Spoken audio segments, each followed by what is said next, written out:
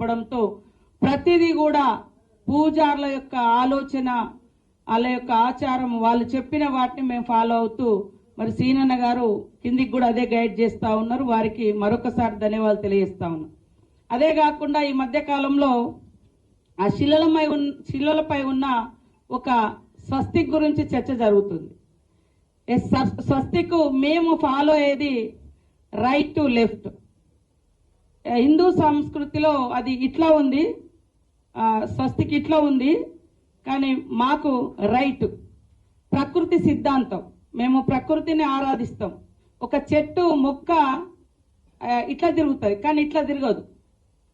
ఒక చెట్టుకు మొక్క ఇట్లా తిరగదు, రివర్స్ తిరగదు, ఇట్లా తిరుగుతాయి. కాబట్టి మేము అది ఫాలో అవుతున్నాం. ఒక సుడిగాలి కానీ, వాటర్లో సుడి కానీ ఇట్లా వస్తుంది. మా పూర్వీకులు అదంతా మాకు తాళపత్రాలన్నీ కూడా మన పిల్లలు రీసెర్చ్ పిల్లలు ఒక టీం, అరుణ్ వాళ్ళ టీం అంతా స్టడీ చేస్తే అది పూర్వం నుంచి ఏముందో స్వస్తికి దాన్నే ఫాలో అవుతున్నాం. కాబట్టి దయచేసి ఇది హిందూ సంస్కృతికి విరుద్ధము లేకుండా ఇంకోటి అనుకోకుండా మా పూర్వ సిద్ధాంతం ఏదైతుందో దాన్నే మేము అక్కడ ఫాలో అయ్యి రైట్ స్వస్తికి పెట్టినాం. హిందూ దాంట్లో అవి లెఫ్ట్కి వస్తున్నాయి, మాది రైట్కు. మాది ఇప్పుడు సూర్యుడు రైట్ టు లెఫ్టే తిరుగుతాడు. అదేవిధంగా భూమి అయినా తన చుట్టూ తాను తిరిగినప్పుడు, తర్వాత ఒక మొక్క సిద్ధాంతం కూడా మొక్క ఇట్లనే తిరుగుతుంది ఏదన్నా తీగ పెట్టినప్పుడు.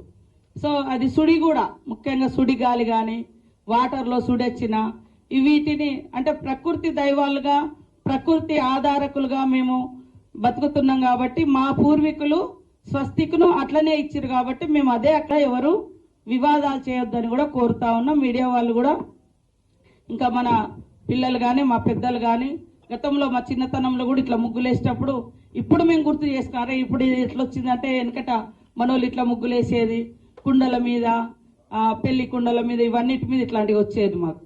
సో అది మర్చిపోకుండా దాన్ని ఇప్పుడు ఇక్కడ కూడా సమ్మక్క గోత్రం, సార్లమ్మ గోత్రం, పగడిద్దరాజు గోత్రం, గోవిందరాజు గోత్రం, మేము పూజించే జంతువులు, మా బొట్లు, మేము ఎన్ని గోత్రం అయితే అన్ని గీతలు గీసి ముగ్గులేస్తాం పెళ్లిలకు, పేరంటాలకు. సో అవన్నీ కూడా అక్కడ అద్భుతంగా చెక్కించబడ్డాయి. చాలా అందుకు కొద్దిగా డిలే అయింది, కానీ ఎక్కడ కూడా మరి మన సీనన్న గారి పనితనంలో కానీ వారిచ్చిన గైడ్ లైన్స్ లో కానీ